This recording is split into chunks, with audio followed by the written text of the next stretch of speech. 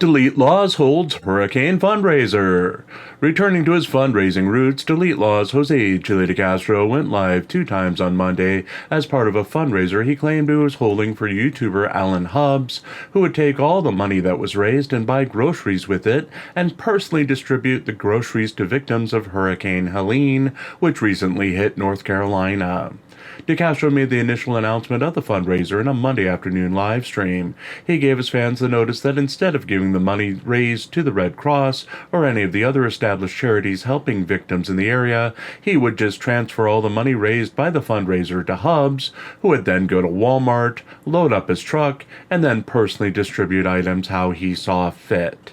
Once the live stream began, DeCastro, as he normally does, began to go off topic. As he raised money, he said that he was embarrassed by the turnout, which saw a total of 93 people attend across all of the platforms he was streaming on.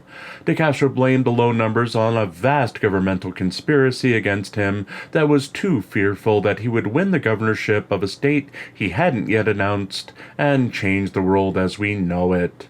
That conspiracy was also behind taking down his TikTok accounts in the past and, more recently, deleting his widely popular Instagram account. The YouTuber announced that he had no choice based on the numbers he was seeing last night but to shut down his current DeleteLawZ account and open a new YouTube channel, promising to do so when he launched his new Constitutional Law Scholar board game later this year. According to DeCastro's calculations, he brought in $1,300 for the hurricane victims in North Carolina in the hour he set aside for the fundraiser. During that time, he also said that when his fans donated, they needed to indicate in the notes fields that they were giving him the money as a hurricane donation, so he could show the money was for a charity on his taxes. DeCastro also again claimed poverty was preventing him from giving more than $100 towards the fundraiser. He said that the conspiracy against his channel started in very early September, and that's when Team DLZ noticed a significant drop in his viewership. He pulled up his YouTube metrics and began to show proof of his troubles since the start of September. As our own readers know, we've been documenting DeCastro's decline and that it began in late August, around the start of back-to-school events. The fall in viewership impacted all the auditors in the field, with a significant drop-off for everyone involved.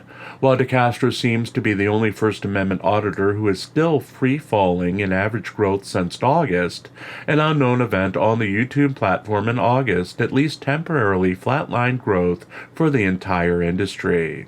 According to Playbill, DeCastro is indeed hurting with his revenue from Super Chats sitting at under $1,900 for the month of September. His donations from last night brought his total for the month up to $600 in Super Chats, which both seem small for a channel that has over 620,000 subscribers.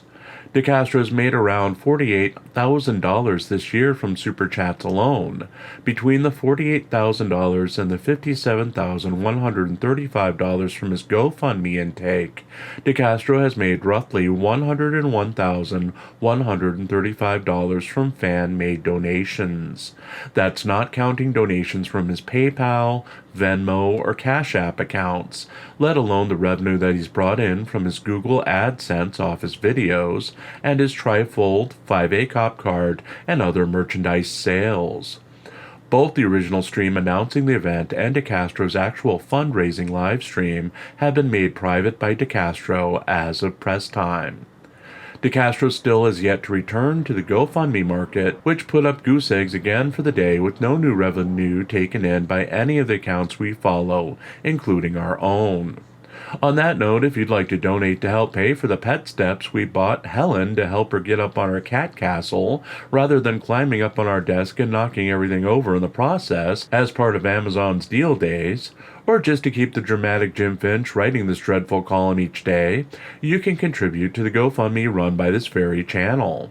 All proceeds go to keeping the lights on, eating, and writing new stories to feature here and on ReallyCoolSite.org.